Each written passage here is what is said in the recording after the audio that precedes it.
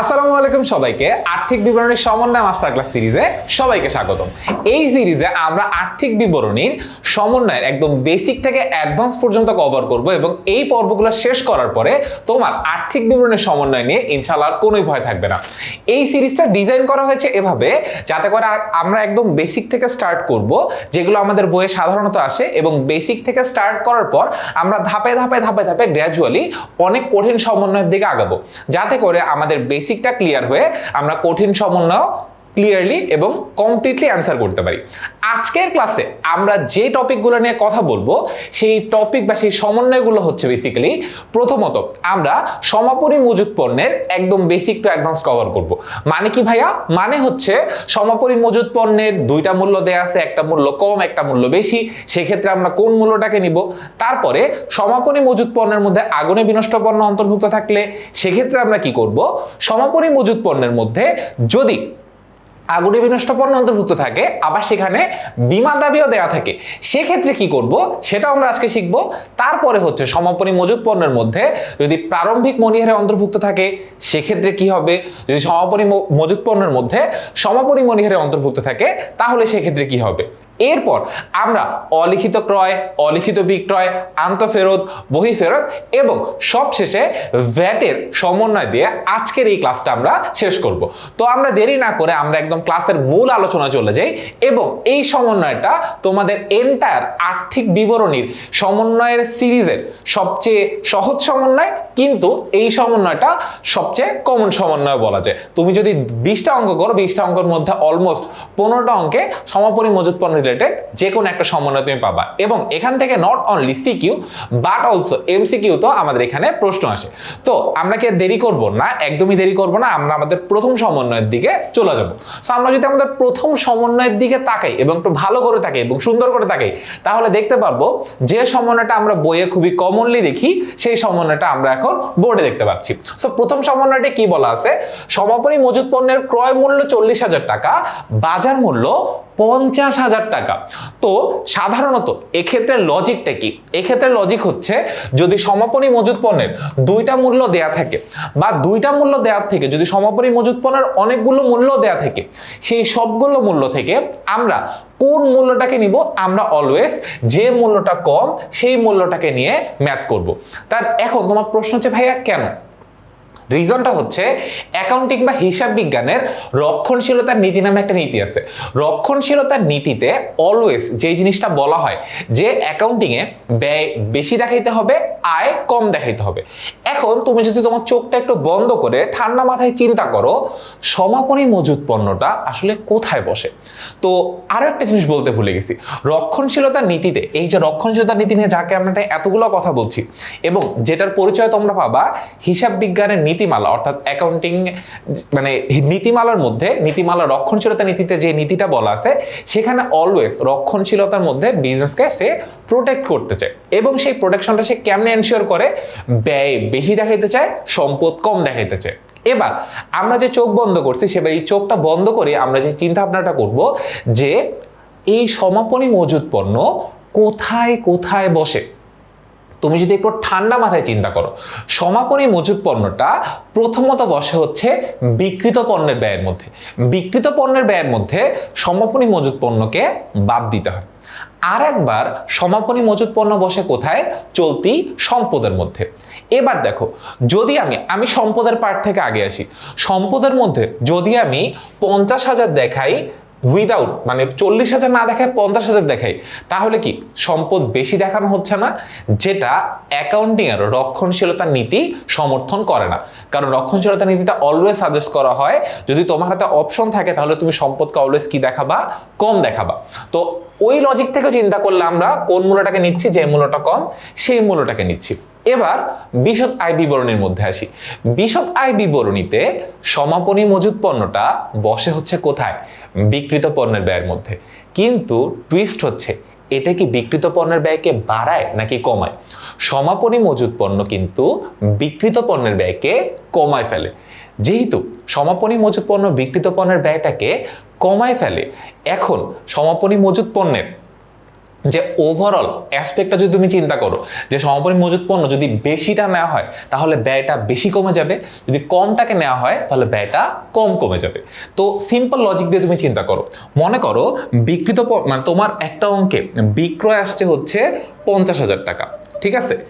50,000 না, বিক্রয় আসছে হচ্ছে 5 লক্ষ টাকা। এরপর ওই সেম অঙ্কে বিক্রিত পণ্যের ব্যয়, ঠিক আছে, বিক্রিত পণ্যের ব্যয় সমাপনী মজুত পণ্য হিসাব করার আগ পর্যন্ত আসছে হচ্ছে আমরা ধরে নেই 3 লক্ষ টাকা। এখন 3 লক্ষ টাকা থেকে যদি আমি 40,000 টাকা বাদ দিই তাহলে আমার অ্যাকচুয়াল বিক্রিত পণ্যের ব্যয় কত টাকা আসবে? অ্যাকচুয়াল বিক্রিত পণ্যের ব্যয় আসবে 2,60,000 টাকা, তাই না? তাহলে আমার মোট মুনাফা কত টাকা আসবে?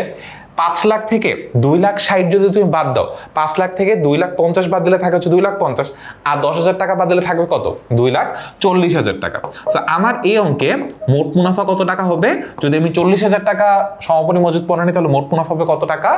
2,40,000 টাকা।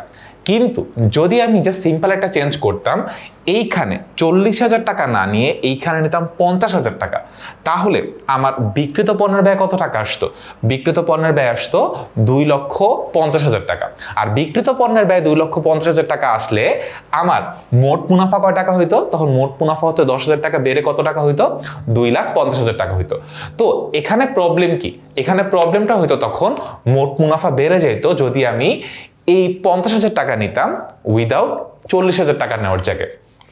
তো বেসিক্যালি অ্যাকাউন্টিং এর রক্ষণশীলতা নীতি অলওয়েজ বলে ব্যয় বেশি দেখাবা, সম্পদ কম দেখাবা, বা আয়কেও কম দেখাবা, ঠিক আছে? সো ওই লজিকটাকে বা ওই প্রিন্সিপালটাকে মাথায় রেখে আমাদের যদি সমাপনী মজুত পণ্যের দুইটা মূল্য বা অনেকগুলো মূল্য দেওয়া থাকে, সেক্ষেত্রে আমরা কোন মূল্যটাকে অলওয়েজ সিলেক্ট করব? সমাপনী মজুত পণ্যের যে মূল্যটা কম আমরা অলওয়েজ ওই মূল্যটাকেই সিলেক্ট করব। এই একটা জিনিস এতক্ষণ ধরে একটা রিজনই বুঝাইলাম যাতে করে তোমার মাথায় এই প্রশ্নটা আর কখনোই না আসে যে ভাইয়া কেন? অলওয়েজ আমরা মানে এটা মুখস্থ করে শিখি যে আচ্ছা সমাপনী মজুত পণ্যের মধ্যে দুইটা মূল্য দেওয়া থাকলে যে মূল্যটা কম আমরা সেই মূল্যটাকে নিব, কিন্তু কখনো পিছনের কারণটাকে খুঁজে বের করার চেষ্টা করি না যে কেন কেন কেন। আজকে তোমার সেই কেন উত্তরটাই দিলাম যাতে করে তোমার এইটা নিয়ে আর কখনোই এই কেন প্রশ্নটা না থাকে। তাহলে এখন থেকে যদি তোমাকে কেউ প্রশ্ন করে সমাপনী মজুত পণ্যের দুইটা মূল্য দেয়া থাকলে আমরা কম মূল্যটাকে কেন সিলেক্ট করি, বলতে পারবা না? আই বিলিভ তুমি অবশ্যই বলতে পারবা। এবার আমরা যে কম মূল্যটাকে নিলাম, এখানে যে 40,000 টাকাটাকে নিলাম, এটা বেসিক্যালি কোথায় কোথায় বসে? সো যদি সহজভাবে বলি, প্রথমত আমাদের বিশদ আয় বিবরণীর মধ্যে বিক্রিত পণ্যের ব্যয়ে এই সমাপনী মজুতটাকে কি করতে হয়? বাদ দিতে হয়। সো একবার বসে বিশদ আয় বিবরণীর বিক্রিত পণ্যের ব্যয়ের মধ্যে সমাপনী মজুত পণ্য বাদ যায়, আর একবার চলতি সম্পদের মধ্যে সমাপনী মজুত পণ্য কি হয়? বসে। ঠিক আছে, এই দুই জায়গায় মেইনলি কে বসে? আমাদের সমাপনী মজুত পণ্যটা বসে। সো আমাদের এরই সাথে 1 নম্বর সমন্বয়টা কমপ্লিটলি ডান হয়ে গেছে। এবার চলো আমরা যাই আমাদের 2 নম্বর সমন্বয়। একটু জটিল বাট অতটাও জটিল না, সো আমরা অবশ্যই পারবো। তো এখানে কি বলছে? 2 নাম্বার সমন্বয়, সমাপনী মজুত পণ্যের মূল্য 30,000 টাকা, যার মধ্যে 3,000 টাকা মূল্যের মণিহারি অন্তর্ভুক্ত আছে। ভালো মতো প্রশ্নটা পড়ো। প্রশ্নটা কি বলা আছে? সমাপনী মজুত পণ্যের মূল্য 30,000 টাকা, যার মধ্যে 3,000 টাকা মূল্যের কে অন্তর্ভুক্ত আছে? মণিহারি অন্তর্ভুক্ত আছে।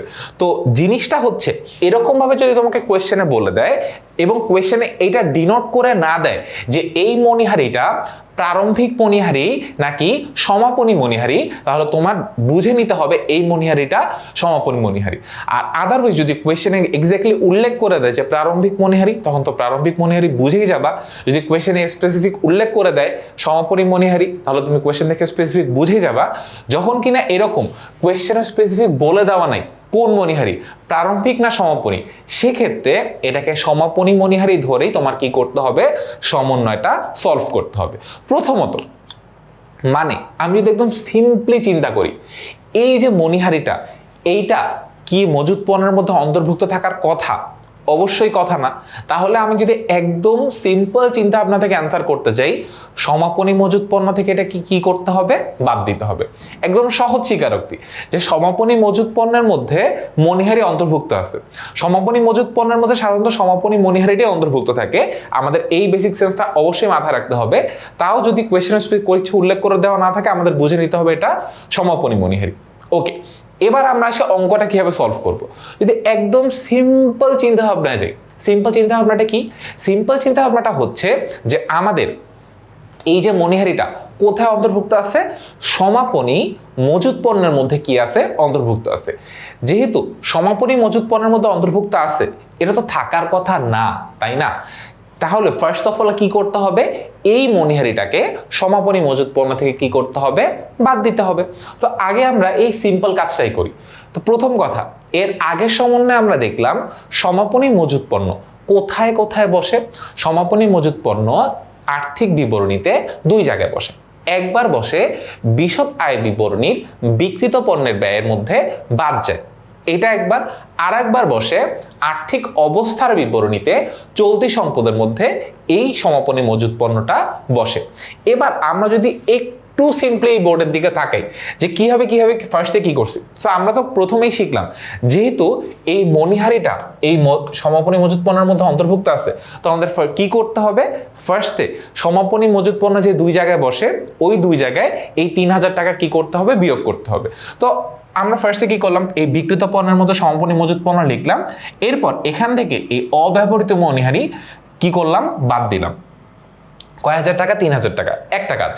আর একবার কি করলাম, আমাদের ওই যে বাদ দেওয়ার পর 27000 টাকা পাইলাম, এই 27000 টাকায় আমরা কি করলাম, চলতি সম্পদের মধ্যে সমাপনী মজুত পণ্যের মধ্যে কি করলাম, বসায় দিলাম। তুমি চাইলে এখানেও একটা কাজ করতে পারো, যে তুমি চাইলে এখানেও লিখতে পারো সমাপনী মজুত পণ্য 30,000 মাইনাস অব্যবহৃত মণিহারি 3000, তারপর যোগ বিয়োগের 7000 লিখতে পারো। অথবা তুমি চাইলে এভাবেও লিখতে পারো যে আগে যেহেতু তুমি বিশদ আয় বিবরণীতে ক্যালকুলেশনটা করেই ফেলছো বা করে দেখাই দিছো অলরেডি, জাস্ট এই 27,000 টাকাটাই কি করবে, এই জায়গাটায় লিখে দিবা। এটা ছাড়া আর কোনো টেনশনই তোমার নেই। সো আমাদের প্রথম স্টেপ কি ছিল, যেহেতু মণিহারিটা মজুত পণ্যের মধ্যে অন্তর্ভুক্ত, ফার্স্টে মজুত পণ্য থেকে কি করি, বাদ দিয়ে দিই। সো বাদ দেওয়া শেষ, মজুত পণ্যের কাজ শেষ, মজুত পণ্যের চ্যাপ্টার ক্লোজ।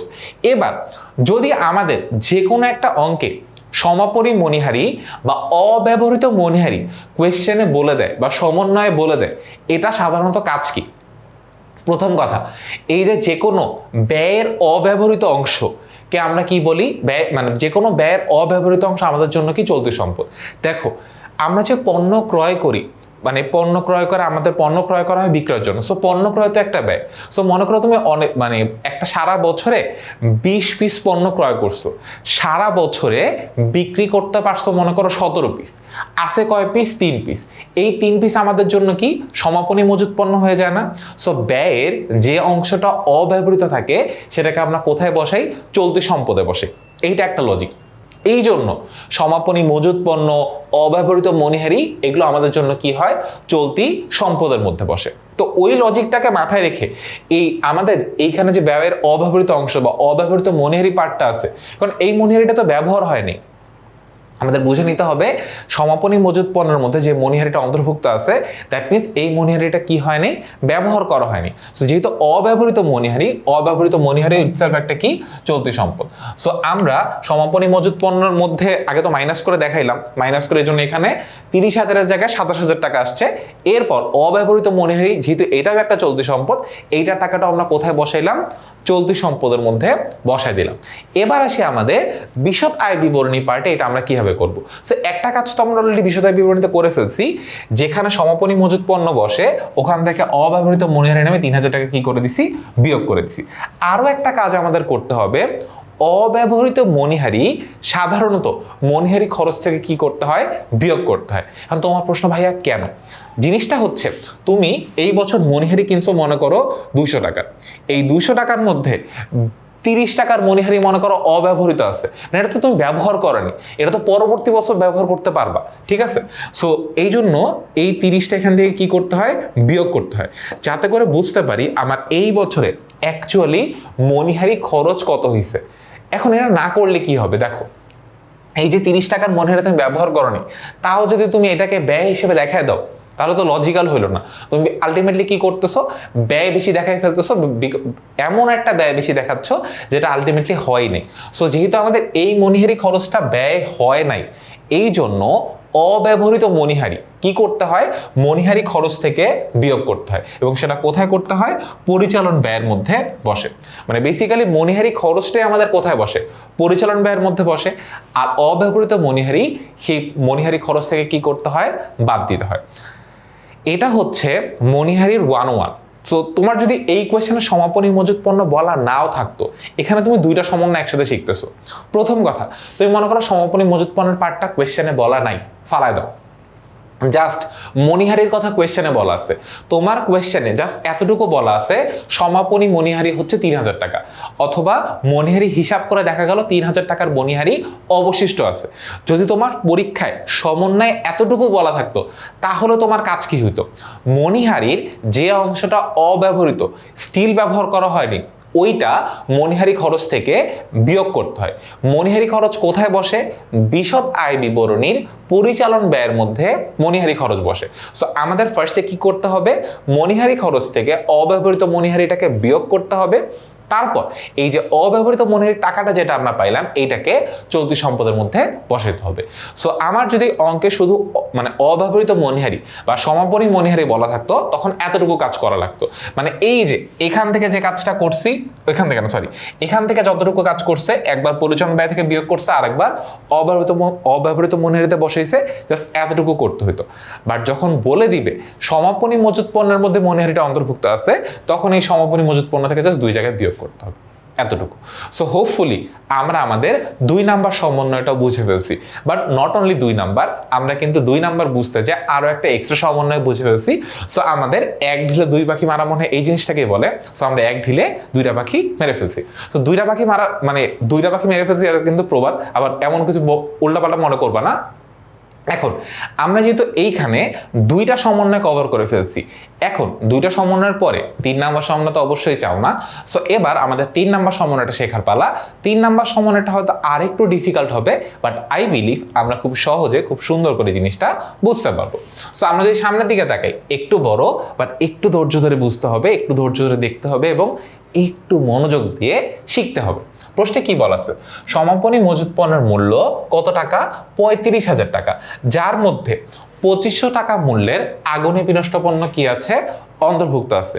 সমাপনী মজুত পণ্যের মূল্য কত টাকা, 35,000 টাকা, যার মধ্যে 2500 টাকা মূল্যের আগুনে বিনষ্ট পণ্য কি আছে, অন্তর্ভুক্ত আছে। সমন্বয়টা খুবই কমন, অ্যাকাউন্টিংয়ে এই সমন্বয়টা অনেকবার দেয়।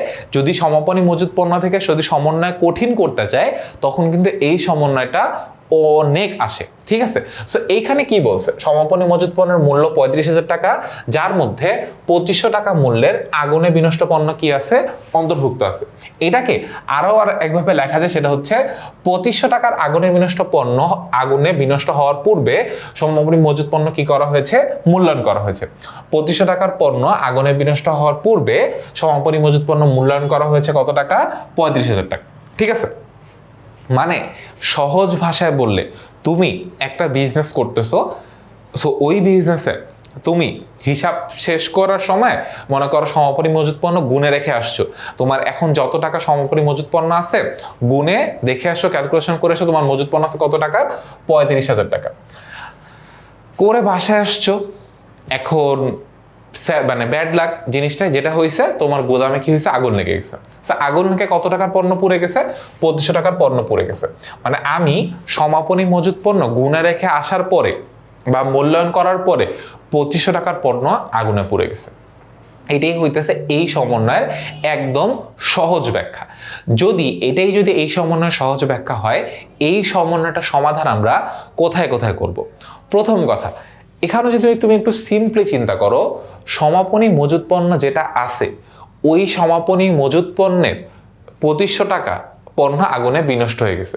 তো আমাদের মাথায় প্রথম ক্যালকুলেশন কি আছে, সমাপনী মজুদ পণ্য থেকে কি করতে হবে, বিয়োগ করতে হবে। সো আমরা আগে ওই কাজটাই করি। দেখো সমাপনী মজুদ পণ্য আমাদের কোথায় কোথায় বসে। ফার্স্ট অফ অল সমাপনী মজুদ পণ্য আমাদের বসে হচ্ছে বিক্রিত পণ্যের ব্যয়ের মধ্যে।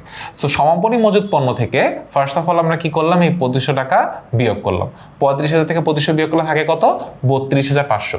তোমার মনের প্রশ্ন যে ভাই আপনি এখানে মাইনাস দিয়ে কেন লিখছেন, কারণ আলটিমেটলি সমাপনী মজুদ পণ্য তো বিয়োগই করতে হয়, এই জন্য এই টাকাটা ব্র্যাকেটে দেওয়া, মাইনাস হিসেবে দেওয়া। আগের অঙ্কগুলোতে সেম ভাবে দেওয়া আছে। এবার একটা কাজ করলাম, সিমিলারলি সমাপনী মজুদ পণ্য আরো কোন জায়গায় বসে, চলতি সম্পদের মধ্যে বসে। চলতি সম্পদের মধ্যে কি লেখা আছে, এই সেম টাকার অ্যামাউন্টটা ওই জায়গায় বসানো আছে। আবারও বলতে তুমি কিন্তু চাইলে এখানে আরেকটা কাজও করতে পারো, তোমার নিজের জন্য ভালো হতে পারে, অথবা একটা স্টেপ বাড়তে পারে তোমার জন্য, যে সমাপনী মজুদ পণ্য 35,000 মাইনাস আগুনে বিনষ্ট পণ্য 2500, তারপর যোগ বিয়োগ করে এখানে 32,500 দেখাইতে পারো। অথবা যেহেতু তুমি এক জায়গায় ক্যালকুলেশনটা দেখাই ফেলছো, এই জায়গায় সমাপনী মজুদ পণ্যের মূল্যটা লিখলেই হয়ে যাবে। তো আমরা যেটা করলাম, আমাদের মাথায় প্রথম যে থট আসতেছে ওই থটের কাজটা করে ফেলছি, যে সমাপনী মজুদ পণ্যের মধ্যে যেহেতু আগুনে বিনষ্ট মানে 25 টাকার পণ্য আগুনে বিনষ্ট হয়ে গেছে, আগে সমাপনী মজুদ পণ্য থেকে এটা বাদ দিয়ে দিই। সো এটা বাদ দিয়ে ফেলছি। এবার আমাদের কাজ কি, দেখো আগুনে যে পণ্য বিনষ্ট হয়েছে, আগুনে পণ্য বিনষ্ট যাবে দেখি। যদি আমি আগুনে পণ্য বিনষ্ট জাবেদা চিন্তা করতে যাই, জাবেদা হচ্ছে বিবিধ ক্ষতি ডেবিট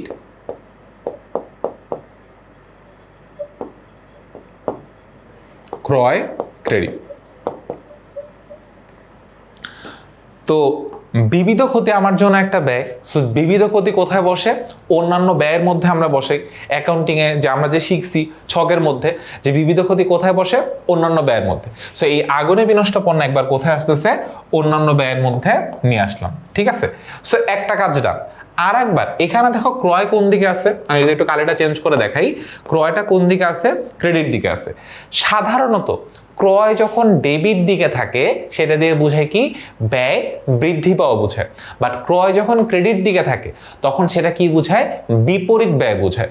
চিন্তা করে দেখো, যখনই কিনা আমরা ক্রয় ফেরত করি, ক্রয়ের সময় ক্রয় ডেবিট দিকে থাকে, বাট ক্রয় ফেরতের সময় মানে যখন ক্রয় ফেরত হয় তখন ক্রয় ফেরত কোন দিকে বসে, ক্রেডিট দিকে বসে। ক্রয় ফেরত জিনিসটা কি, একটা বিপরীত ব্যয়। তো যখন কিনা ক্রয় ডেবিট দিকে থাকে ওইটা একটা ব্যয় বোঝায়, বাট এবং ওখানে ব্যয় কি হয়, বৃদ্ধি পায়। বাট যখন কিনা ক্রয় ক্রেডিট দিকে থাকে তখন কি বোঝায়, ব্যয় হ্রাস বোঝায়। সো ব্যয় যখন হ্রাস পায় তখন সেটাকে কি করতে হয়, যখনই কিনা আমাদের ব্যয় হ্রাস পায় সেই টাকাটাকে আমাদের ক্রয় থেকে কি করতে হবে, বাদ দিয়ে দেখাইতে হবে, মানে আমাদের ব্যয় থেকে মাইনাস করে দেখাইতে হবে। বাট এখানে একটা টুইস্ট বা এখানে একটা ঝামেলা হয়।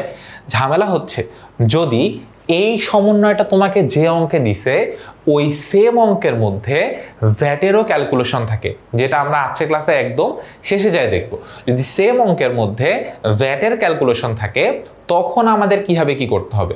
যদি সেম অঙ্কের মধ্যে ভ্যাটের ক্যালকুলেশন থাকে তখন আমাদের একটা সিম্পল জিনিস ক্যালকুলেশনে ভুল হয়, যে ভাইয়া আমি সমাপনী মজুদ পণ্য এই যে আগুনে বিনষ্ট পণ্যের পার্টটা বিয়োগ করে ভ্যাট ক্যালকুলেশন করব, নাকি ভ্যাট ক্যালকুলেশন করার পরে এই জিনিসটা বিয়োগ করব।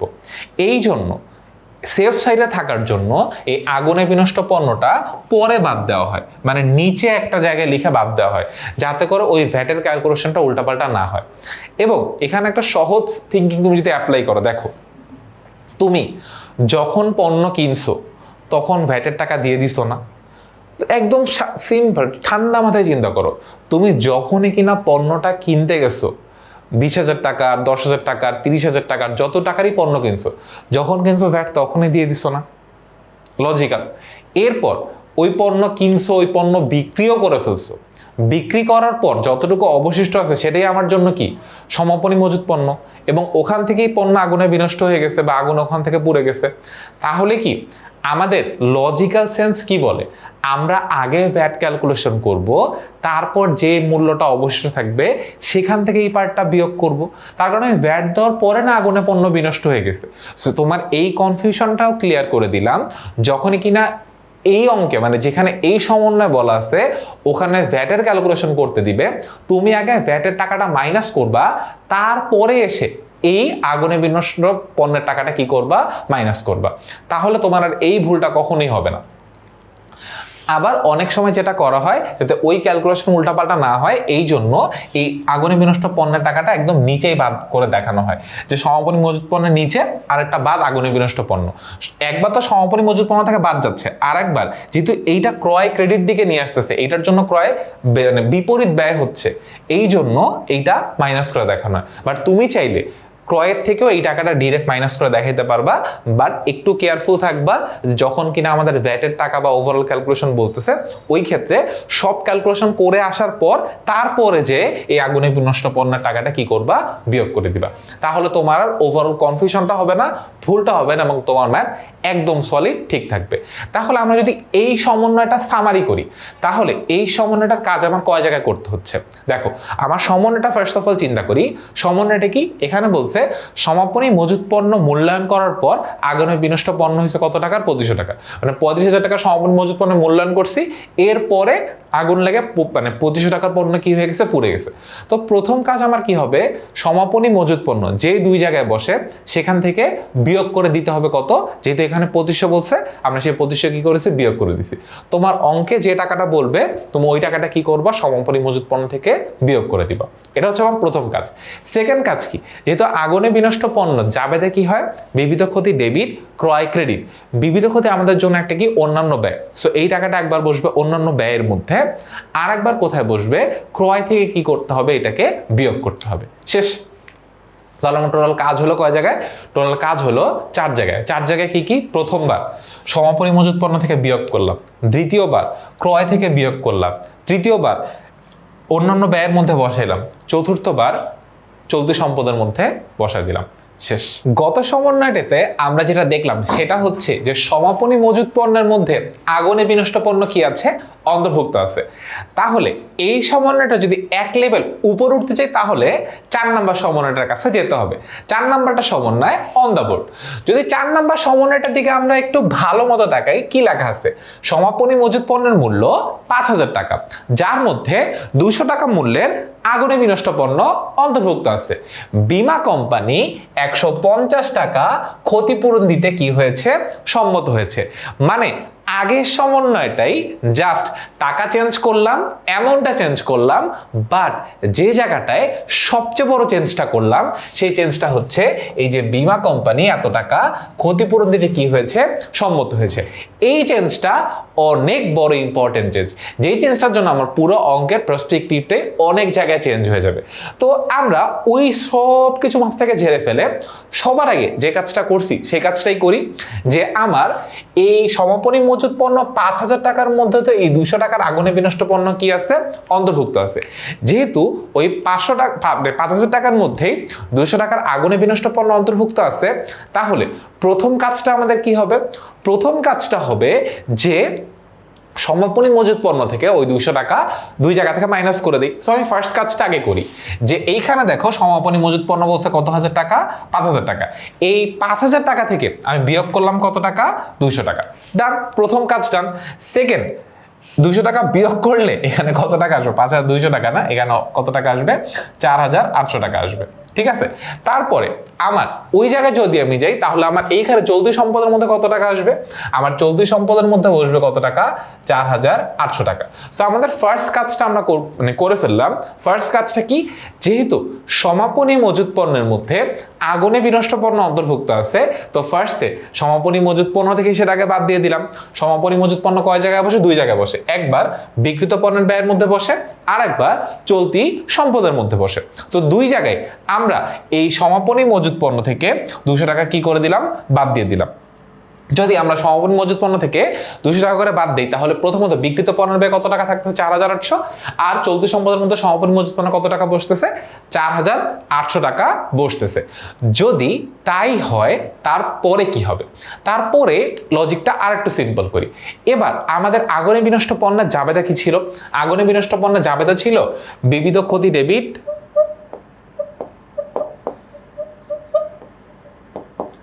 আর ক্রয় কি করছিলাম আমরা, ক্রেডিট করছিলাম। অ্যাকর্ডিং টু দিস লজিক, যেটা আমরা আগের সমন্বয়টা শিখে আসছি, এখানে দুইটা কাজ করতে হয়। আমার যত টাকার পণ্য আগুনে বিনষ্ট হয়েছে সেইটা বসে হচ্ছে বিবিধ ক্ষতির মধ্যে। আরেকবার কি করতে হয়, ক্রয় থেকে, যেহেতু একটা বিপরীত ব্যয় বোঝাচ্ছে, ক্রয় থেকে কি করতে হয়, বিয়োগ করতে হয়। সো ফার্স্টে আমরা ক্রয় থেকে বিয়োগের কাজটা সেরে ফেলি। ক্রয় থেকে আমরা বাদ দিলাম কি, আগুনে বিনষ্ট পণ্য। এর আগের অঙ্কে যদি আমরা নিচে দেখাইছি, বাট বেসিক্যালি আমরা ক্রয় থেকে বাদ দিয়েও দেখাইতে পারবো, বাট এখানে একটু কেয়ারফুল থাকতে হবে যে VAT and others all calculation শেষ করার পরে কিন্তু আমরা এই আগুনে বিনষ্ট পণ্যের টাকাটা বাদ দিব। এর আগে কিন্তু এই টাকাটা আমরা কি করবো না, বাদ দিব না। ওকে, যদি এই লজিকটা মাথায় সিম্পল ক্লিয়ার হয়ে থাকে, এবার আমরা বিবিধ ক্ষতির লজিকে আসি। বিবিধ ক্ষতি বলতে বুঝি যেহেতু আমার আগুনে বিনষ্ট পণ্য হয়ে গেছে 200 টাকা, তাহলে আমার বেসিক্যালি ক্ষতি কত টাকা, 200 টাকা। বাট এখানে আমার এই ক্ষতিপূরণের জন্য আমি আগে থেকে একটা বীমা করে রাখছিলাম, যেখানে বীমা কোম্পানি আমার যে 200 টাকার ক্ষতি হয়েছে সেই 200 টাকার মধ্যে 150 টাকা দিতে কি হয়েছে, রাজি হয়েছে বা সম্মত হয়েছে। যেহেতু বীমা কোম্পানি 200 টাকার মধ্যে 150 টাকা দিয়ে দিবে, তাহলে আমার অ্যাকচুয়াল ক্ষতি 200 টাকা থেকে কমে, যেহেতু বীমা কোম্পানি 150 টাকা দিয়ে দিবে, আমার ক্ষতি হচ্ছে কত টাকা, 50 টাকা। তাহলে আমার বিবিধ ক্ষতি 200 টাকার জায়গায় কত টাকা হচ্ছে, 50 টাকা। এই জন্য অন্যান্য ব্যয়ের মধ্যে আগুনে বিনষ্ট পণ্য বা বিবিধ ক্ষতির যে পার্টটা, সেখানে কত টাকা লেখা হয়েছে, 50 টাকা। তুমি চাইলে এখানে ক্যালকুলেশনটাও দেখাইতে পারো, 200 মাইনাস বীমা দাবি 150 ইজ ইকুয়ালস টু কত টাকা, 50 টাকা। এইটা একটা কাজ করতে পারো, অথবা এভাবে তুমি অন্য জায়গায় ক্যালকুলেশন করে জাস্ট অ্যামাউন্টটা কি করতে পারো, বসাইতে পারো। আরো একটা ইম্পর্টেন্ট জিনিস, এই যে বীমার দাবির যে টাকাটা, এই 150 টাকা, এই টাকাটা কিন্তু তুমি এখনো পাও নাই। এই টাকাটা হচ্ছে প্রাপ্য বীমা দাবি, মানে পাবা ভবিষ্যতে। যে টাকাটা এখনো পাই নাই, প্রাপ্য যে কোনো কিছু কি হবে আমার জন্য, চলতি সম্পদ। যে কোনো কিছু নামের আগে প্রাপ্য বসলে সেটা আমাদের জন্য কি হয়ে যায়, সম্পদ বোঝায়, এবং সেটা চলতি সম্পদের মধ্যে বসে। তো এই টাকাটা, এই বীমা দাবি টাকাটা যেহেতু এখনো পাই নাই, প্রাপ্ত না, প্রাপ্য, এই জন্য এই টাকাটা কোথায় বসবে, চলতি সম্পদের মধ্যে 150 টাকা কি হবে, বসবে। তো আমরা পুরো জিনিসটাকে একদম ঠান্ডা মাথায় চোখটা একবার বন্ধ করে পুরোটা একবার রিয়ালাইজ করি। চোখটা বন্ধ করে যদি আমরা রিয়ালাইজ করতে যাই, সমাপনী মজুত পণ্যের মধ্যে আগুনে বিনষ্ট পণ্য অন্তর্ভুক্ত আছে। বীমা কোম্পানি এখানে কি দিবে, কিছু টাকা দিবে। সমাপনী মজুত পণ্য আমার কত টাকার, 5000 টাকার। আগুনে বিনষ্ট পণ্য হয়েছে কত টাকার, 200 টাকার। বীমা কোম্পানি কত টাকা দিবে, 150 টাকা। সো যেহেতু আমরা step by step, layer by layer solve করি, সমাপনী মজুত পণ্যের মধ্যে আগুনে বিনষ্ট পণ্য অন্তর্ভুক্ত আছে, তাহলে প্রথম কাজ কি হবে, সমাপনী মজুত পণ্য যে দুই জায়গায় বসে, ওই দুই জায়গা থেকে বাদ দিয়ে দিলাম। সমাপনী মজুত পণ্য থেকে 5000 টাকা ছিল, যেহেতু 200 টাকার পণ্য আগুনে বিনষ্ট হয়েছে, সমাপনী মজুত পণ্য যে দুই জায়গায় বসে, দুই জায়গা থেকে 200 টাকা কি করে দিলাম, বাদ দিয়ে দিলাম। 1 নাম্বার কাজটা। সেকেন্ড কাজ কি হবে, যেহেতু আগুনে বিনষ্ট পণ্য এটা যাবে দেখি বিবিধ ক্ষতি রিবিট ক্রয় ক্রেডিট, তো এই টাকাটা আমাদের কি করতে হবে, ক্রয় থেকে বিয়োগ করতে হবে। সো আমরা কি করি, ক্রয় থেকে বিয়োগ করে দিই। আমার 2 নাম্বার কাজটাও দান। 3 নাম্বার কাজ, আমাদের কি করতে হইতো, এই টাকাটা বিবিধ ক্ষতির মধ্যে বসাইতে হইতো, যত টাকা আমার অ্যাকচুয়ালি ক্ষতি হয়েছে। যদি আমি আগের সমন্বয়টার দিকে তাকাই, আমার এখানে 2500 টাকাটা পুরাটা ক্ষতি, সো পুরা টাকাটি আমার কোথায় বসছে, বিবিধ ক্ষতির মধ্যে বসছে। কিন্তু এই সমন্বয় আমার কি ক্ষতি পুরা টাকাটাই হয়েছে, কারণ আমার ক্ষতি হয়েছে 200 টাকার, বাট বীমা কোম্পানি বলছে আমাকে 150 টাকা দিয়ে দিবে, তাহলে আমার অ্যাকচুয়াল ক্ষতি কয় টাকা, 50 টাকা। সো ওই 50 টাকা কোথায় বসতেছে আমার, ওই 50 টাকা আমার বসতেছে অন্যান্য ব্যয়ের মধ্যে, ঠিক আছে। সো বিবিধ ক্ষতিতে 50 টাকা বসালাম। আর বীমা কোম্পানি থেকে আমি যে টাকাটা পাবো, প্রাপ্য, এখনো পাই নাই, প্রাপ্য পাবো, ওটা আমার জন্য কি একটা চলতি সম্পদ, কোথায় বসতেছে, চলতি সম্পদের মধ্যে 150 টাকা। তাহলে এই সমন্বয়টার কাজ কত জায়গায় হইলো, আমরা একটু গুনি। প্রথমে সমাপনী মজুত পণ্য যে দুই জায়গায় বসে, দুই জায়গায় বসলো, ওকে। এরপরে ক্রয় থেকে বাদ হইলো। এরপরে আমাদের কি হইলো, যে বীমার দাবি টাকাটা অন্যান্য ব্যয়ের মধ্যে একবার কি করলাম, আমরা ক্যালকুলেশন করলাম। সো ওখানে একবার বসলো, 4 বার হলো। 5 নাম্বার বারে যায় কোথায় বসলো, প্রাপ্য বীমা দাবি টাকাটা আবার কোথায় বসতেছে, আমাদের চলতি সম্পদে বসতেছে। সো ওভারঅল আমার এটা কয় জায়গায় কাজ করতে হচ্ছে, 5টা জায়গায় কাজ করতে হচ্ছে। মনে থাকবে পরীক্ষার হলে। সো 5টা জায়গায় আমরা আরেকবার রিভিশন দেই। প্রথমে কোথায় বা সমাপনী মজুত পণ্য যে দুই জায়গায় বসে, ওই দুই জায়গায় বসাইতে হবে। এরপরে ক্রয় থেকে বাদ দিতে হবে। এরপর বিবিধ ক্ষতি যে টাকাটা অন্যান্য ব্যয়ের মধ্যে ওখানে একবার প্লাস মাইনাস করে বসাইতে হবে। আর ফিফথে প্রাপ্য বীমা দাবির যে টাকাটা ওইটা চলতি সম্পদের মধ্যে কি করতে হবে, বসাইতে হবে। ডান। সো এইটা তোমার এন্টায়ার লাইফে সবচেয়ে বড় যদি কোনো সমন্বয় থাকে তার মধ্যে থেকে একটা বলছি, তার কারণ এরকম আরো অনেক সমন্বয় আমরা সামনে দেখতে পারবো। So let's see. বাট আজকের জন্য এইটা সবচেয়ে কঠিন সমন্বয়, এইটা বুঝে গেছি। অন্য কোনোটা নিয়ে আর কোনো টেনশন হবে না। এবার আমরা সামনের গুলোতে অনেক ফাস্ট ফরওয়ার্ড মুভ করতে পারবো। Let's see. আমাদের 5 নাম্বারটার মধ্যে বলছে প্রারম্ভিক মজুত পণ্যের মধ্যে 3000 টাকার মণিহারি মজুদ অন্তর্ভুক্ত আছে। তো আমরা এর আগে যে সমন্বয়টা করছিলাম সেই সমন্বয়টা কি ছিল, সমাপনী মজুত পণ্যের মধ্যে মণিহারি অন্তর্ভুক্ত আছে। তুমি এই ক্ষেত্রে একদম সিম্পলি মনে রাখবা, সমাপনী মজুত পণ্যের মধ্যে যদি কোনো মণিহারি অন্তর্ভুক্ত থাকে সেটা হচ্ছে সমাপনী মণিহারি। প্রারম্ভিক মজুত পণ্যের মধ্যে যদি কোনো মণিহারি অন্তর্ভুক্ত থাকে সেটা হচ্ছে কি, প্রারম্ভিক মণিহারি। ঠিক আছে, প্রারম্ভিক মণিহারি হচ্ছে একটা খরচ, সমাপনী মণিহারি একটা খরচ না। সমাপনী মণিহারি এটা হচ্ছে খরচটাকে কমায়, মানে খরচের অবশিষ্ট অংশ, আর এটা আবার কোথায় বসে, চলতি সম্পদের মধ্যে বসে। ওকে, এবার প্রারম্ভিক মানে মণিহারি বললে সেটার কাজগুলো কি কি। প্রথমে একদম জিরো ব্রেইন নিয়ে যদি আমি চিন্তা করি যে ভাই কি করছে, প্রারম্ভিক মজুত পণ্যের মধ্যে 3000 টাকার মণিহারি মজুদ অন্তর্ভুক্ত আছে। তো প্রারম্ভিক মজুত পণ্যের মধ্যে যেহেতু অন্তর্ভুক্ত আছে, আমরা ধরে নিলাম প্রারম্ভিক মজুত পণ্য কত টাকা, প্রারম্ভিক মজুত পণ্য 20,000 টাকা। তো প্রারম্ভিক মজুত পণ্যে 20,000 টাকার মধ্যে কি আছে, মণিহারি খরচ অন্তর্ভুক্ত আছে বা প্রারম্ভিক মণিহারি অন্তর্ভুক্ত আছে। তো আমাদের কি করতে হবে, প্রারম্ভিক মজুত পণ্য ফার্স্ট অফ অল এখানে লিখলাম, মনে করো 1 2 3 4 20,000 টাকা। এখান থেকে কি করতে হবে, বাদ দিতে হবে। একদম জিরো ব্রেইন স্টেপ, যেহেতু প্রারম্ভিক মজুত পণ্যের মধ্যে মণিহারিটা আছে, এখান থেকে বাদ দিয়ে দাও। নাম্বার 1 টাচ ডান। সেকেন্ড কাজ কি, আগেই বললাম প্রারম্ভিক মণিহারি একটা মণিহারি খরচ। সো এটাকে কি করতে হবে, মণিহারি খরচের সাথে এই প্রারম্ভিক মণিহারি মজুদকে কি করতে হবে, যোগ করতে হবে। সো আমার মণিহারি খরচ যদি কোয়েশ্চেনে বলা থাকে ফর এক্সাম্পল 5,000 টাকা, এইটার সাথে এই প্রারম্ভিক মণিহারি কি করতে হবে, যোগ করতে হবে। মনে রাখো সমাপনী মণিহারি কিন্তু আমরা বাদ দিই, প্রারম্ভিক মণিহারি আমরা কি করি, মণিহারি খরচের সাথে যোগ করি। আবারও স্টেপটা বলতেছি, মণিহারি খরচের সাথে প্রারম্ভিক মণিহারি কি করতে হয়, যোগ করতে হয়। আর মণিহারি খরচ থেকে সমাপনী মণিহারি কি করতে হয়, বাদ দিতে হয়। সমাপনী মণিহারির আরেকটা কাজও আছে, সেটাকে অব্যবহৃত মণিহারিও বলা হয়। সেটা আবার কোথায় বসে, চলতি সম্পদে বসে। বাট প্রারম্ভিক মণিহারির ক্ষেত্রে এরকম আর কোনো কাজ নাই। প্রারম্ভিক মণিহারি খালি এই মণিহারি খরচের সাথে জাস্ট যোগ করলেই হয়ে যায়। সো যদি আমাকে বলে প্রারম্ভিক মজুত পণ্যের মধ্যে মণিহারি অন্তর্ভুক্ত আছে, তাহলে বুঝবো কি, এটা হচ্ছে প্রারম্ভিক মণিহারি। এটার কাজ কি হবে, একবার প্রারম্ভিক মণিহারি থেকে বাদ দিতে হবে, আর একবার কি করতে হবে, মানে আমাদের মণিহারি খরচের সাথে এই প্রারম্ভিক মণিহারি যোগ করতে হবে। আবার যদি আমাকে কোয়েশ্চেনে বলে সমাপনী মণিহারির মধ্যে সমাপনী মজুত পণ্যের মধ্যে সমাপনী মজুত পণ্যের মধ্যে মণিহারি অন্তর্ভুক্ত আছে, তাহলে সেটাকে বুঝে নিতে হবে কি, সেটা আমার জন্য কি, অব্যবহৃত মণিহারি বা সমাপনী মণিহারি। সেটার কাজ কি হবে, প্রথম কাজ ফার্স্ট অফ অল সমাপনী মজুত পণ্য থেকে বাদ দিতে হবে। সেকেন্ড কাজ কি করতে হবে, সেকেন্ড কাজ হচ্ছে এই যে মণিহারি খরচ বলা থাকবে এখান থেকেও কি করতে হবে, বাদ দিতে হবে। থার্ড কাজ কি হবে, থার্ড কাজ হবে আমার অব্যবহৃত মণিহারি নামে কোথায় বসবে, চলতি সম্পদের মধ্যে বসবে। তাহলে যদি আমাকে সমাপনী মজুত পণ্যের মধ্যে মণিহারি অন্তর্ভুক্ত আছে এটা বলে, তাহলে কাজ হবে কয় জায়গায়, 3 জায়গায়। আর যদি আমাকে বলে প্রারম্ভিক মজুত পণ্যের মধ্যে মণিহারি অন্তর্ভুক্ত আছে, তাহলে কাজ হবে কয় জায়গায়, 2 জায়গায়।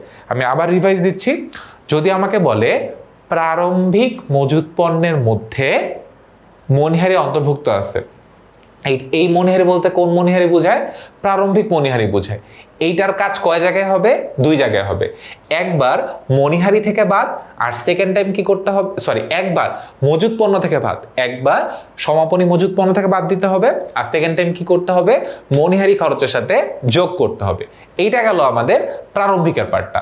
যদি আমাকে বলে সমাপনী মজুত পণ্যের মধ্যে মণিহারি অন্তর্ভুক্ত আছে, তখন কাজ হবে কয় জায়গায়, 3 জায়গায়। সেই 3 জায়গাগুলো কি কি, প্রথমে করতে হবে সমাপনী মজুত পণ্য থেকে বাদ দিতে হবে। দ্বিতীয়তে কি করতে হবে, দ্বিতীয়তে আমার যে মণিহারি খরচ আছে সেখান থেকে কি করতে হবে, বাদ দিতে হবে। তৃতীয়তে কি করতে হবে, এই যে অব্যবহৃত মণিহারি এটা কোথায় বসবে, আমাদের চলতি সম্পদের মধ্যে বসবে। ওকে, যদি আমাদের এটা ডান হয় তাহলে আমরা সামনে আগাইতে পারি। তো আমরা কি সমাপনীর পার্টটা একবার দেখে আসবো, যে ভাইয়া বললেন একবার রিভাইজ করলে ভালো হয়, চলো আমরা একবার দেখে আসি। যদি আমরা একটু সামনে যাই, সমাপনী মজুত পণ্য কই গেল, মনিহারি, এই যে মনিহারি কাজটা। সো কয় জায়গায় বসতেছে, যদি আমাদের সমাপনীটা বলতো একবার এই সমাপনী মজুত পণ্য থেকে বাদ দিলাম, সেকেন্ড টাইম মনিহারি খরচ থেকে কি করলাম, বাদ দিলাম, থার্ড টাইম অব্যবহৃত মনিহারি নামে এই জায়গায় বসলো। আর প্রারম্ভিক এটা যদি আমরা আরেকবার কষ্ট করে যাই, প্রারম্ভিকের ক্ষেত্রে কাজ হচ্ছে দুইটা, একবার প্রারম্ভিক মানে মজুত পণ্য থেকে বাদ যাবে, আর একবার কোথায় বসবে, মনিহারি খরচের সাথে কি করতে হবে, যোগ করতে হবে। শেষ, মনে থাকবে, আর জন্য জীবনে ভুল না হয় এই জিনিসটা। ওকে, এবার আমরা সামনে যাই। সমাপনী মজুত পণ্য 22,000 টাকা কি করা হয়েছে, মূল্যায়ন করা হয়েছে। উক্ত মজুদের মধ্যে 2,000 টাকা বিকৃত পণ্যের ব্যয় কি আছে, বিকৃত পণ্য, নট বিকৃত পণ্যের ব্যয়, বিকৃত পণ্য কি আছে, অন্তর্ভুক্ত আছে, যা ক্রেতাকে সরবরাহ করা হয়নি। জিনিসটা হচ্ছে খুবই সিম্পল, মানে তুমি একজনের কাছে মনে করো পণ্য বিক্রি করছো, আর বিক্রি করার পর অনেক সময় হয় না যে আমরা মানে পণ্য, মনে করো তুমি কারো কাছে চাল বিক্রি করছো, এখন চালটা তো ভারী জিনিস, সে মনে করো আরো অনেক জিনিসপত্র আরো অন্য অনেক জায়গা থেকে কিনবে, সে কি করছে, চালটা তোমার দোকানে রেখে বাকি জিনিসগুলো কিনতে গেছে। এখন তুমি মনে করো ওই মুহূর্তে বসেই তোমার মজুত পণ্য কত এইটার ক্যালকুলেশন করতেছিল, তো তুমি ক্যালকুলেশন করতে করতে ভুলে ওই যতটুকু অংশ বিক্রি করছো ওইটাকেও তোমার মজুত পণ্যের মধ্যে কি করে ফেলছো, মানে ক্যালকুলেশন করে ফেলছো। তো যখন বেসিক্যালি এখন কি হবে, ওই লোক যখন আসবে ওই লোক তো এটা নিয়ে চলে যাবে, তাই না? সো বেসিক্যালি এখানে ভুলটা কি হয়েছে, যদি তুমি কোয়েশ্চেনটা আর একবার পড়ো, ভুলটা তোমার সামনে নিজে নিজে ক্লিয়ার হয়ে যাবে। সমাপনী মজুত পণ্য কত টাকা, 22,000 টাকা কি করা হয়েছে, মূল্যায়ন করা হয়েছে। উক্ত মজুদের মধ্যে 2,000 টাকার বিকৃত পণ্য কি আছে, বিকৃত পণ্য অন্তর্ভুক্ত আছে, যা ক্রেতাকে এখনো কি করা হয়নি, সরবরাহ করা হয়নি। Easy and simple. জাস্ট ওই লোকটা চালটা তোমার দোকানে রেখে গেছে, তুমি আবার ভুলে কি করছো, ওই চালটাকে তোমার মজুত পণ্যের মধ্যে অন্তর্ভুক্ত করে ফেলছো। সেখানে ইজি স্টেপ কি হবে, তোমার মাথায় যা আসছে তাই হবে। জাস্ট সিম্পল, যে আমাদের কি করতে হবে, সমাপনী মজুত পণ্য থেকে এই অসরবরাহকৃত পণ্য নামে এই টাকাটা দুই জায়গায় কি করতে হবে, বিয়োগ করতে হবে। শেষ। কারণ সমাপনী মজুত পণ্যের মধ্যে ভুলে টাকাটা জিনিসটা আমি ইনক্লুড করে ফেলছি, যেহেতু ভুলে করছি, এখন সমাধান কি, ভুলটাকে ঠিক করতে হবে, যা সমাপনী মজুত পণ্য থেকে দুই জায়গায় এই জিনিসটা বাদ দিয়ে দিতে হবে। শেষ কাহিনী। ওকে, এবার যদি আমরা সামনে আগেই, বিক্রয় অথবা ফেরত ভিত্তিতে বিক্রয় 2,000 টাকা, যার ক্রয় মূল্য 1,500 টাকা, যা এখনো নিশ্চিত হওয়া যায়নি। অ্যাকাউন্টিং এর রক্ষণশীলতা নীতি, যেটা আমরা একদম শুরুর দিকে জানছিলাম, যেটাকে নিয়ে রক্ষণশীলতার নীতি বলে, একটা আয় যতক্ষণ পর্যন্ত তুমি শিওর না ওইটা তোমার জন্য একটা আয় হবে, ততক্ষণ তুমি সেটাকে হিসাবের খাতায় কি করতে পারবা না, দেখাইতে পারবা না। বাট একটা ব্যয় যখন হবে বা হওয়ার চিন্তা ভাবনা আছে, যে হবে হবে হবে এরকম মনে হইলে সেটাকে কি করতে হবে, হিসাবের খাতায় লিখতে হবে। কিন্তু আয়ের ক্ষেত্রে যতক্ষণ পর্যন্ত তুমি নিশ্চিত না এটা তোমার জন্য আয় হবেই, ততক্ষণ তুমি সেটাকে হিসাবের খাতায় কি করতে পারবা না, দেখাইতে পারবা না। অনেক সময় আমাদের সাথে এরকম হয়, দোকানে কোনো একটা জিনিস কিনতে গেছি, তো যখন বাকিতে কিনে নিয়ে আসি, সো অনেক সময় দোকান থেকে অনেক জিনিস বাকিতে কিনে নিয়ে আসি, তো দোকানদার আঙ্কেল আমাদেরকে বলে যে নিয়ে যান, ভালো না লাগলে ফেরত দিয়ে দিয়ে। ঠিক আছে, অনেক সময় অনেক ড্রেস কিনতে গেলে বলে যে নিয়ে যান, যদি ভালো না লাগে তাহলে ফেরত দিয়ে দিয়ে, হইতেই পারে। তো এইখানে বেসিক্যালি ওই জিনিসটাই হয়েছে, কি বলা হয়েছে, বিক্রয় অথবা ফেরত ভিত্তিতে বিক্রয় কত টাকা, 2,000 টাকা, যার ক্রয় মূল্য হচ্ছে 1,500 টাকা। ফর এক্সাম্পল তুমি ধরে নাও এই 2,000 টাকা হচ্ছে একটা ড্রেসের দাম, ঠিক আছে? তুমি দোকানে গেছো, এখন তুমি সাধারণত দোকান থেকে বাকিতে জিনিসপত্র কিনাও, পরে টাকা দিয়ে যাও। তো এখন তুমি দোকানে গেছো, আজকে দোকানে একটা জামা দেখে তোমার মানে তুমি একটু কনফিউজ যে জামাটা নিবা নাকি নিবা না। সাধারণত আমরা কি হয়, জামা বা কাপড় চোপড় কেনার ক্ষেত্রে বাসায় ফ্যামিলি যে মেম্বাররা থাকে তাদেরকে দেখে যে দোস্ত দেখ কেমন হয়েছে, আম্মু বলো কেমন হয়েছে, আব্বু বলো কেমন হয়েছে। তো এই ক্ষেত্রে জিনিসটা হয়েছে তুমি এখন শিওর না, এখন তোমার হাতে না আসলে মোবাইলও না যে তুমি ওদেরকে ছবি তুলে দিবা, বা সামনাসামনি না দেখলে আসলে বোঝা যায় না যে জামাটা পরলে অ্যাকচুয়ালি তোমাকে কেমন লাগতেছে। তো দোকানদার আঙ্কেল সিচুয়েশনটা বুঝে তোমাকে বলতেছে যে বাবা তুমি নিয়ে যাও, টাকা তুমি পরে দিও, যদি তুমি ভালো না লাগে তাহলে ফেরত দিয়ে দিও। তো জিনিসটা দেখো, বিক্রয় কিন্তু এখানে কি একটা ফেরতের কাহিনী আছে। তোমার যদি ভালো না লাগে, বাসায় পরে গেছো, আম্মু দেখে বলছে এটা কি কিনছোস, বলতেই পারে। তোমার ভাইয়া দেখে বলছে তুই কি আর জামা কাপড় চিনস না, হইতেই পারে। জিনিসটা হইতেছে এরকম সিনারিওতে যেতে হইতেই পারে, এই জিনিস এখনো দোকানদারও শিওর না যেটা অ্যাকচুয়ালি বিক্রি হয়েছে কি হয়নি। সো এই জিনিসটাকে বলা হয় বিক্রয় অথবা ফেরত শর্তে বিক্রয়, ঠিক আছে? সো এই ক্ষেত্রে আমরা অ্যাকাউন্টিং এর কাজটা কি, প্রথমত যেহেতু এইটাকে আমরা বিক্রয়ের মধ্যে লিখতে পারবো না, তো দোকানদার আঙ্কেল যখন তোমাকে দিছে, যখন তোমাকে ড্রেসটা দিয়ে দিছে, উনি তো ওনার মানে স্লিপ কাটছে কি যে এটা বিক্রি হয়েছে, টাকা পাবো, প্রাপ্য হিসাব লিখছে যে বিক্রয় মানে এটা যাবে দেখি প্রাপ্য হিসাব ডেবিট, বিক্রয় হিসাব ক্রেডিট, ঠিক আছে। কারণ উনি চিন্তা করছে কি ভালো লাগলে তো নিয়েই ফেলবে, এটা বিক্রয়ের মধ্যে লিখে ফেলছে। বাট যখনই কিনা উনি ওনার আর্থিক বিবরণী করতেছে, তখন মনে করো ডিসেম্বর 31 তারিখ আজকে ওনার হিসাবের বিবরণী করতেছে, তুমি মনে করো ড্রেসটা নিয়ে গেছো 25 তারিখে, ঠিক আছে, তুমি মানে ফেরত দেওয়ার টাইম আছে মনে করো 30 দিনের মধ্যে ফেরত দিতে পারবা। তুমি ড্রেসটা নিয়ে গেছো কয় তারিখে? তুমি ড্রেসটা নিয়ে গেছো 25 তারিখে। তুমি এখন মানে জানুয়ারি মাসের 15 অথবা জানুয়ারি মাসের 25 তারিখের মধ্যে তুমি চাইলে ড্রেসটা কি করতে পারতেছো, ফেরত দিতে পারতেছো। কিন্তু দোকানদার আঙ্কেলকে আর্থিক বিবরণী ডিসেম্বর 31 তারিখে মনে করো করতে হচ্ছে। এখন এটাকে যে উনি বিক্রয়ের মতো দেখাইছে, অ্যাকাউন্টিং এর রক্ষণশীলতার নীতি ওনাকে এটা লিখতে দিবে না। অ্যাকাউন্টিং বলছে বাবা তুমি এটা শিওর, তুমি যেটা বিক্রয় মধ্যে লিখছো তুমি কি এটা 100% শিওর এটা কি বিক্রয় হবে? তুমি তো 100% শিওর না। তাহলে যদি তুমি 100% শিওর না, এটার আগে বিক্রয় থেকে বিয়োগ করো। That's the first thing you do. So যেহেতু আমরা এটাকে বিক্রয় হয়ে হিসেবে এখনো শিওর না, আমরা যখন এটা বিক্রি করছি, জাবেদা কি দিছিলাম? জাবেদা দিছিলাম প্রাপ্য হিসাব ডেবিট, বিক্রয় ক্রেডিট, এটা আমাদের জাবেদা দিছিলাম। বাট আমরা তো এখনো শিওর না যে এটা একটা বিক্রয় হয়েছে নাকি হয়নি। যেহেতু আমরা শিওর না, এই জন্য যতটুকু টাকা এই ভিত্তিতে বিক্রি করছি সেটাকে কি করতে হবে? ফার্স্ট অফ অল বিক্রয় থেকে বাদ দিতে হবে। কি নামে? বিক্রয় অথবা ফেরত ভিত্তিতে বিক্রয় নামে।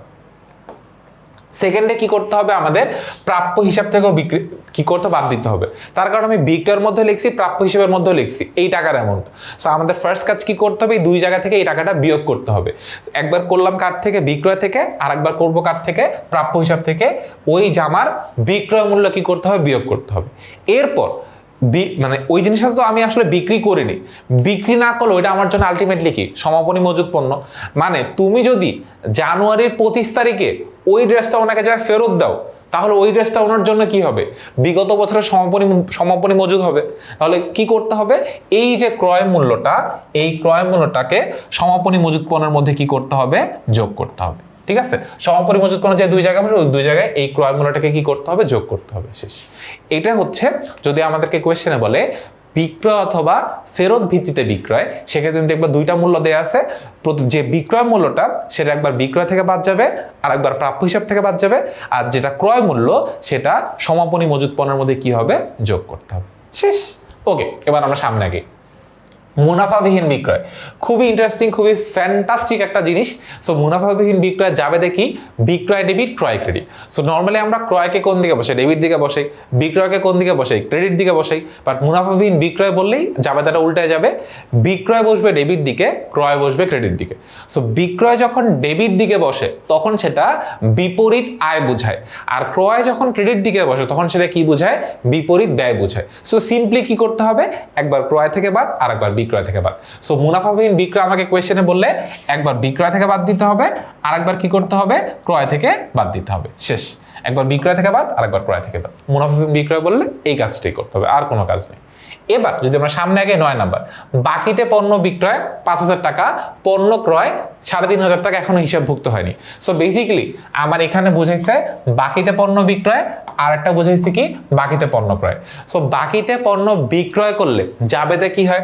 বাকিতে পণ্য যে বিক্রয় করলে জাবেদা হয় প্রাপ্য হিসাব ডেবিট আর বিক্রয় ক্রেডিট। ঠিক আছে, এটা হচ্ছে বাকিতে বিক্রয় করলে। বাকিতে ক্রয় করলে জাবেদা কি হয়? ক্রয় ডেবিট আর প্রদেয় ক্রেডিট। ঠিক আছে, যেহেতু এটা এখন আর লিখি নাই, লিখতে হবে, তাহলে কি হবে? বেসিক্যালি প্রথমে একবার মানে যদি বাকিতে বিক্রয় বলে একবার প্রাপ্যর মধ্যে যোগ করতে হবে, আর একবার বিক্রয়ের মধ্যে যোগ করতে হবে। বিক্রয় বসে বিক্রয় বসে আমার কোথায়? বিশদ আয় বিবরণীর সবচেয়ে উপরে। সো ফার্স্টে বিক্রয়ের সাথে কি করতে হবে? যোগ করতে হবে। বিক্রয়ের সাথে বাদ না, বিক্রয়ের সাথে এটা কি করতে হবে? যোগ করতে হবে। বিক্রয়ের সাথে অলিখিত বিক্রয় ফার্স্ট আমাদের কি করতে হবে? বিক্রয়ের সাথে যোগ করতে হবে। সিমিলার ওয়েতে ক্রয়ের সাথে কি করতে হবে? অলিখিত ক্রয় কি করতে হবে? যোগ করতে হবে। বিক্রয় থেকে বিক্রয় ফেরত বাদ যায়, বাট অলিখিত বিক্রয় কি করতে হয়? যোগ করতে হয়। তো আমরা যদি জাস্ট বিক্রয়ের পার্টটা চিন্তা করি, মানে বাকিতে বিক্রয় যাবেদা কি, যেটা এখনো হিসাবের খাতায় লেখা হয়নি। বিক্রয় ডেবিট, প্রাপ্য হিসাব ডেবিট, বিক্রয় হিসাব ক্রেডিট। সো একবার বিক্রয়ের মধ্যে যোগ হবে, আর একবার যোগ হবে কোথায়, প্রাপ্য হিসাবের মধ্যে কি করতে হবে, যোগ করতে হবে। সো বাকিতে বিক্রয় করলে, যদি বলে অলিখিত বিক্রয়, যেটা এখন হিসাবের খাতায় দেখানো হয় নাই, বাকিতে বিক্রয় বললে একবার বিক্রয়ের সাথে যোগ, বাকিতে অথবা ধারে বিক্রয় বললে একবার বিক্রয়ের সাথে যোগ, আর একবার প্রাপ্য হিসাবের সাথে কি করতে হবে, যোগ করতে হবে। আর বাকিতে ক্রয় বললে একবার ক্রয়ের সাথে যোগ, আর একবার কোথায় বসবে, প্রদেয় হিসাবের মধ্যে কি করতে হবে, যোগ করতে হবে। একবার ক্রয়ের সাথে যোগ করছে, আর একবার কোথায় যোগ করছে, প্রদেয় হিসাবের সাথে অলিখিত ক্রয়টা কি করছে, যোগ করছে। শেষ, ইজি, সিম্পল, ডান। এবার আমরা সামনে আগে 10 নাম্বার অলিখিত আন্তঃফেরত। এখন আন্তঃফেরত নিয়ে অনেকেই আমরা কনফিউজ থাকি যে ভাই আন্তঃফেরত কি ক্রয় ফেরত নাকি বিক্রয় ফেরত। আন্তঃফেরত দেখো, আন্ত মানে কি, ভিতরে, ভিতরে ফেরত আসছে। এখন তুমি যদি একদম সিম্পল চিন্তা করো, ভিতরে কখন ফেরত আসতে পারে, তুমি কোন একটা জিনিস বিক্রি করছো তখনই তো ভিতরে ফেরত আসবে। ভিতরে আসছে মানে কি, মানুষ ফেরত দিছে তোমাকে। আন্তঃফেরত মানে কি, মানুষ মানে বাইরে থেকে তোমার কাছে কি আসে, ফেরত আসছে। তো মানুষ কখন তোমাকে ফেরত দেবে, তুমি অবভিয়াসলি তুমি যদি বিক্রি করো তখনই মানুষ কি করবে, তোমাকে কাছে পণ্যটা ফেরত দিতে পারবে। তাহলে আন্তঃফেরত বলতে বোঝায় বিক্রয় ফেরত। আন্তঃফেরত বলতে কি বোঝায়, আন্তঃফেরত বলতে বোঝায় বিক্রয় ফেরত। এবং তুমি জাস্ট একটা জিনিস মনে রাখো যে আন্তঃফেরত বলতে বিক্রয় ফেরত বোঝায়, তাহলে তোমার 4টা জিনিস মনে থাকবে। কিভাবে? আন্তঃফেরত ইজ ইকুয়ালস টু বিক্রয় ফেরত, তাহলে বহি ফেরত তাহলে কি হবে, ক্রয় ফেরত। আন্তঃফেরত যদি বিক্রয় ফেরত হয়, আমি যদি এখানে একটু লিখি, আন্তঃফেরত, আন্তঃফেরত ইজ ইকুয়ালস টু কি হবে, বিক্রয় ফেরত। কারণ ফেরত আসছে, বিক্রি করলে ফেরত আসে। আর বহি ফেরত মানে ফেরত দেওয়া হয়েছে, ফেরত দিবা কখন, যখন তুমি কিনবা তখন তুমি ফেরত দিবা, ইজ ইকুয়ালস টু কি হবে, ক্রয় ফেরত। এটা তো গেল ফেরত। তাহলে ভাই আপনি 4টা জিনিস কেন বলেন, আপনি শিখালেন 2টা। ভাইয়া আরেকটা জিনিস আসছে, আর 2টা জিনিস, সেটা হচ্ছে পরিবহন। ফেরত আর পরিবহনের বিপরীতমুখী সম্পর্ক। মানে কি, যদি আমাদের আন্তঃপরিবহন বুঝায়,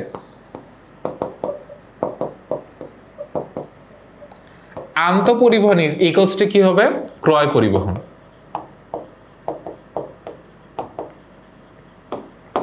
মানে আন্তঃপরিবহন, ভিতরে পরিবহনটা আসছে, কাঁচামাল কিনে ভিতরে আসছে, তোমার গোডাউনে আসছে, এটাকে বলছি কি আন্তঃপরিবহন, মানে আমার কারখানার ভিতরে আসছে পরিবহনটা। আর বহি পরিবহন, তুমি বিক্রি করার উদ্দেশ্যে তোমার পরিবহনটারে বাইরে পাঠাইতেছো। সো এটার জন্য, এটা মানে কি, এটা মানে হচ্ছে বিক্রয় পরিবহন।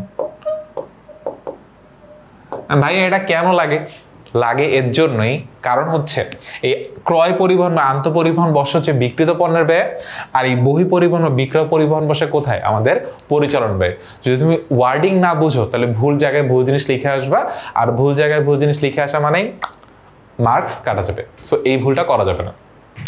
তো এবার যদি আমরা কোয়েশ্চেনের দিকে ঠান্ডা মাথায় একটু তাকাই, আমার কোয়েশ্চেনে কি বলছে, অলিখিত আন্তঃফেরত 2000 টাকা, অথবা এটাকে আরো একভাবে বলা যায়, খরিদ্দারগণ 2000 টাকার পণ্য ফেরত পাঠিয়েছেন যা হিসাবভুক্ত হয়নি। সো বিক্রয় ফেরত এটা যাবে দেখি, বিক্রয় ফেরত বিক্রয়ের উল্টা যাবেদা হয়। সো বিক্রয় সাধারণত ক্রেডিটে বসে, বাট বিক্রয় ফেরত কোন দিকে বসে, বিক্রয় ফেরত ডেবিট। আর ক্রেডিটে কে বসবে, দেনাদার, বা যেটাকে আমরা প্রাপ্য হিসাবে বলি, সেটাকে কোন দিকে বসে, ক্রেডিট দিকে বসে। ঠিক আছে, দেনাদারের জায়গায় আমরা বেটার হয় প্রাপ্য হিসাব লিখি, তাহলে আরো বেটার। ওকে, সো বিক্রয় ফেরত ডেবিট, দেনাদার ক্রেডিট। প্রথম কথা, বিক্রয় ফেরত আসছে, বিক্রয়টাকে কমায় দিছে, তাহলে কি করতে হবে, বিক্রয় থেকে এই জিনিসটাকে বাদ দিতে হবে। সো বিক্রয় থেকে আমরা বিক্রয় ফেরতটাকে বাদ দিব। আর এটা যদি আমাদের দেনাদারকেও কমায় দিচ্ছে, এটা আমাদের কি করতে হবে, এই প্রাপ্য হিসাব বা দেনাদার থেকেও কি করতে হবে, বাদ দিতে হবে। দেখো মানে বাকিতে বিক্রি করলে আবার বিক্রয় বৃদ্ধি পায়, দেনাদারও বৃদ্ধি পায়। বিক্রয় ফেরত আসলে বিক্রয় হ্রাস পায়, দেনাদারও হ্রাস পায়। Easy and simple. সো আমরা যদি আন্তঃফেরতটা বুঝি, বহি ফেরতটা আমরা খুব ইজিলি বুঝবো। বহি ফেরত বলতে কি বোঝায়, বহি ফেরত বলতে আমরা একটু আগেই দেখছি, বহি ফেরত বলতে বোঝায় ক্রয় ফেরত। সো আমরা যখন বাকিতে ক্রয় করি তখন যাবেতে কি হয়, ক্রয় ডেবিট প্রদেয় হিসাব ক্রেডিট কি করি, ক্রয়ের সাথে যোগ করি, ওদিকে প্রদেয় হিসাবের সাথে যোগ করি।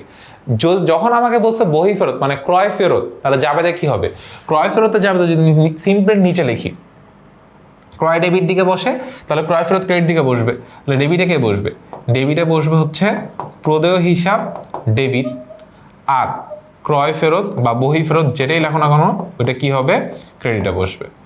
ঠিক আছে, তো এটা একবার কি করতে হবে, একবার ক্রয় থেকে বিয়োগ করতে হবে, আর একবার কি করতে হবে, আর একবার প্রদেয় হিসাব থেকে বিয়োগ করতে হবে।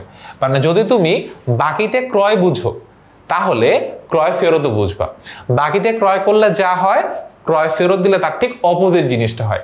বাকিতে বিক্রয় করলে যা হয়, বিক্রয় ফেরত দিলে তার ঠিক অপোজিট জিনিসটা হয়।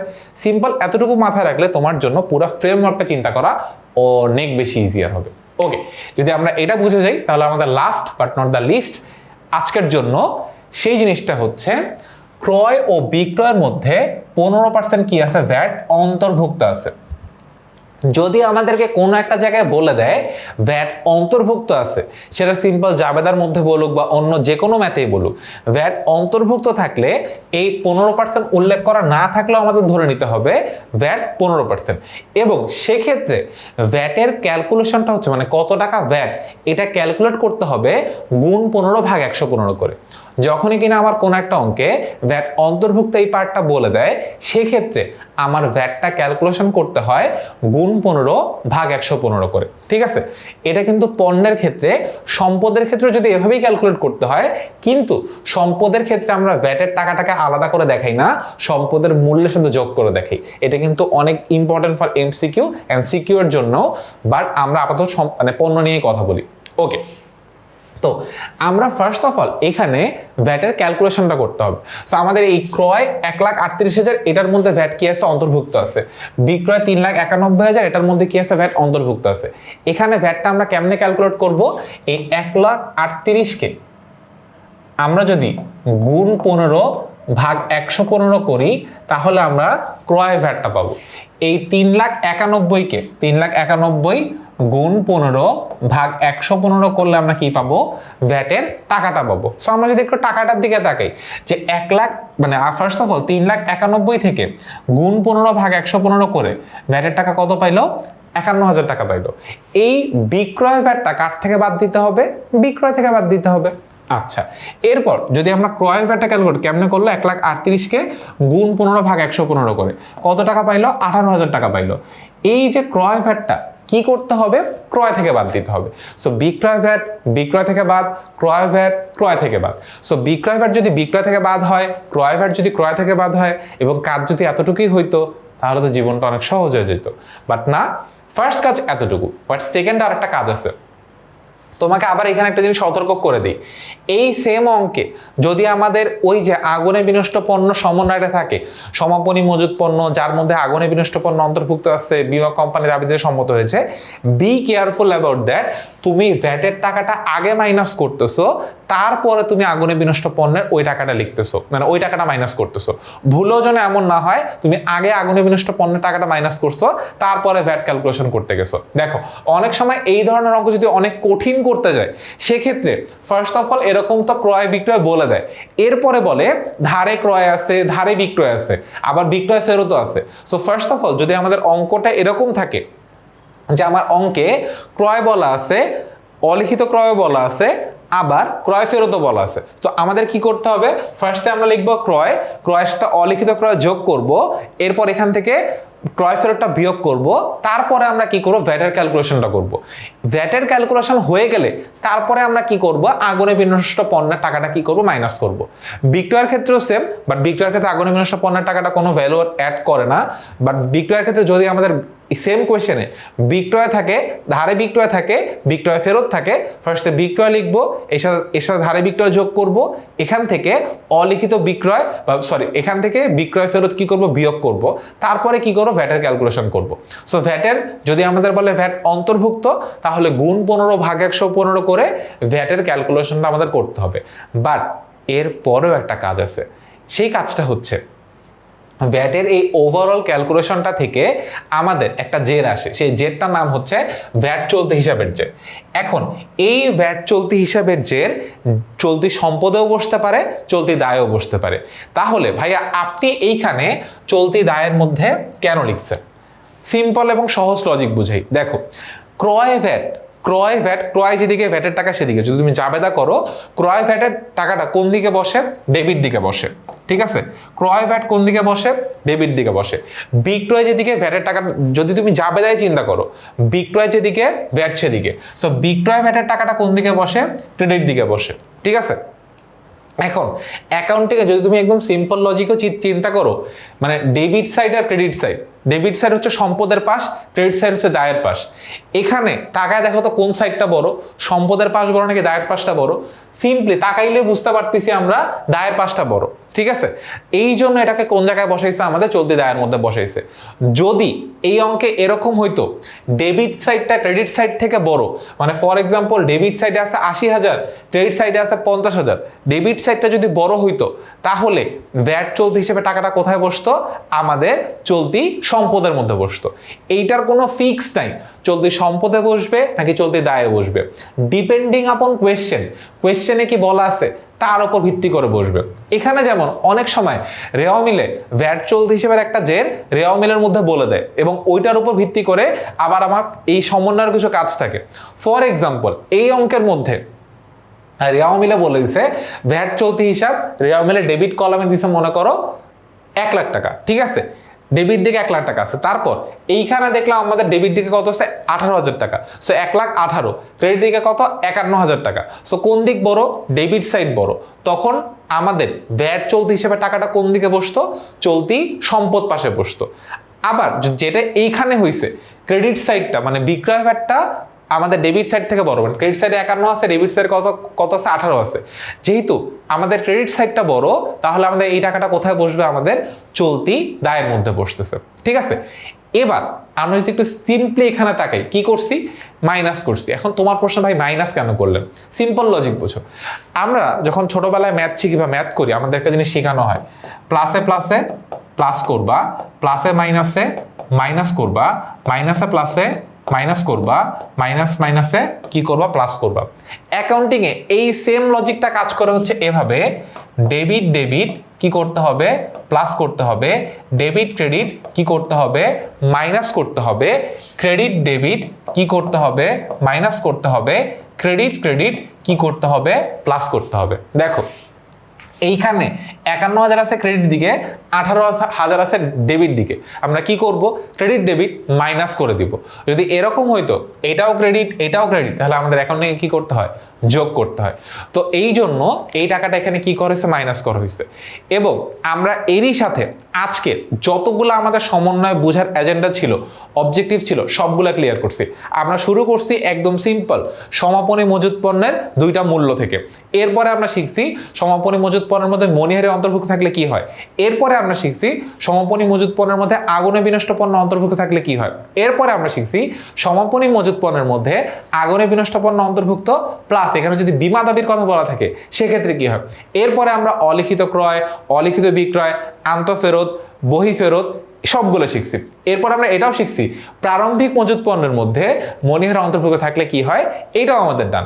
এরপরে সবশেষে আমরা এন্ডিং করলাম হচ্ছে আমাদের ক্রয় ভ্যাট, বিক্রয় ভ্যাট অন্তর্ভুক্ত থাকলে কি হবে এবং এক্ষেত্রে ভ্যাট চলতি হিসেবে ক্যালকুলেশন কি হবে সেটা শিখে আমাদের আজকে সমন্বয়ের প্রথম মাস্টার ক্লাসটা আমরা এখানে শেষ করলাম। আমাদের সেকেন্ড মাস্টার ক্লাসে আমরা আরো অনেক ইন্টারেস্টিং জিনিসটা পড়াশোনা করব, অনেকগুলো জিনিস শিখবো, অনেকগুলো জিনিস জানবো এবং এর সাথে সাথে আমাদের প্রথম ক্লাসটা আমরা এখানে শেষ করছি। আমাদের দেখা হবে পরবর্তী ক্লাসে, যেখানে আমরা কথা বলবো আমাদের সমন্বয়ের নেক্সট সিরিজগুলো নিয়ে। Till then tata, good bye, আল্লাহ হাফেজ। এবং যারা এতক্ষণ ক্লাসটা মনোযোগ দিয়ে দেখেছো সবাইকে অসংখ্য অসংখ্য ধন্যবাদ।